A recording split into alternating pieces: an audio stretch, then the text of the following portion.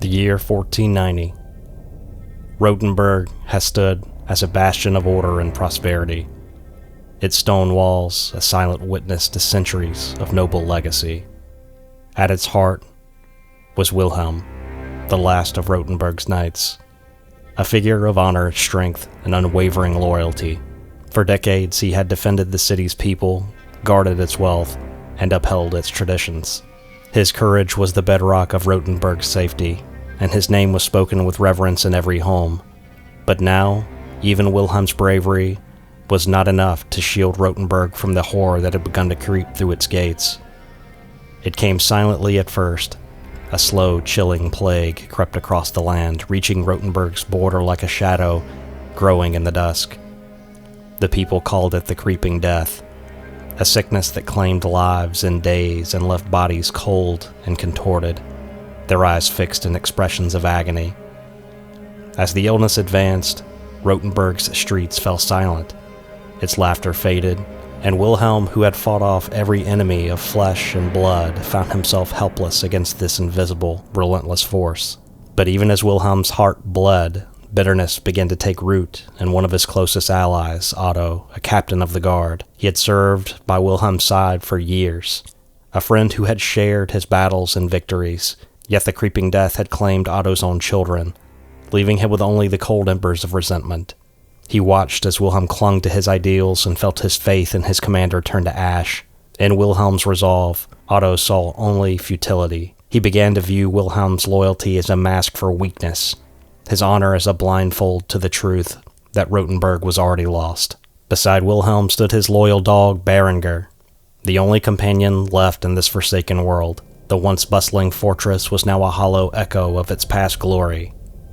Tonight the invaders would breach the walls, and Wilhelm would face them alone. But he would not go down quietly. The last knight would fight until his final breath to defend what little remained. Alright, welcome to 1490 Doom's The Fall of Rothenburg campaign, presented by Miniature Game Montage. Our first scenario is called Betrayal at the Gates, as Otto has conspired with local mercenaries and has opened the gates under the cover of night. Wilhelm and Beregar look to face them. With the board set up per the scenario, let's see what unfolds in our first game. As always, thank you for watching. For more information on 1490 Doom, check out their website with a link in the description. And with Wilhelm seeing two Franconian bandits at the gates, he unsheathes his sword as Beregar begins to growl. They both go on standby for turn 1.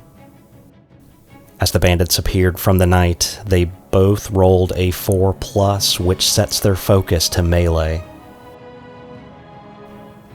They both move 5 inches forward and dash an additional 2, coming into contact with both Wilhelm and Beregar. Standby is triggered as Wilhelm flashes his sword with 3 attacks needing 3s, hitting twice. The bandit fails both saves, needing 5s, and is taken down. Beregar, inspired by his master, attempts to defend him and lands 2 hits needing 3s, inflicting 1 wound. With one of the bandits dispatched, turn 1 comes to a close. As Beregar puts his nose in the air, he can smell another bandit close by inside the castle walls.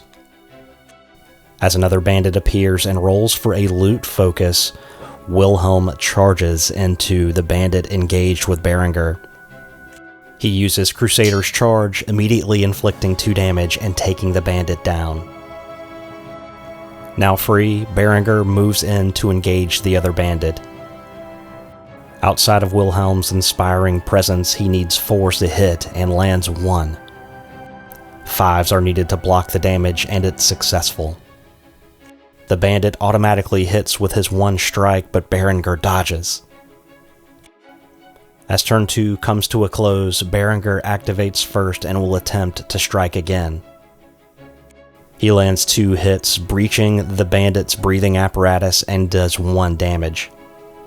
Wilhelm can hear something rustling outside the castle gate and begins to move towards it and uses a dash.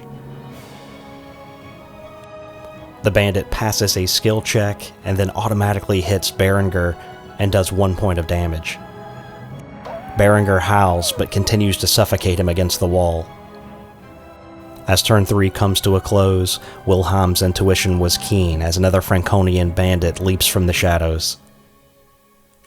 Taking the initiative, Wilhelm charges into him and launches 3 attacks with his sword. He manages 1 hit and does 1 point of damage. The faithful Beregar strikes twice and deals 1 point of damage, taking the bandit down. The other bandit strikes Wilhelm, but the blow is deflected. Amidst the chaos, a Swabian bandit appears at the start of turn 5 behind Wilhelm. Wilhelm raises his sword and continues to batter the Franconian bandit, hitting him twice. He does 2 points of damage and takes him down. Beregar uses a move and a dash trying to get to his master's side. The Swabian bandit rolled for a loot focus and will attempt to climb, but fails a skill check. He falls and does not take any damage.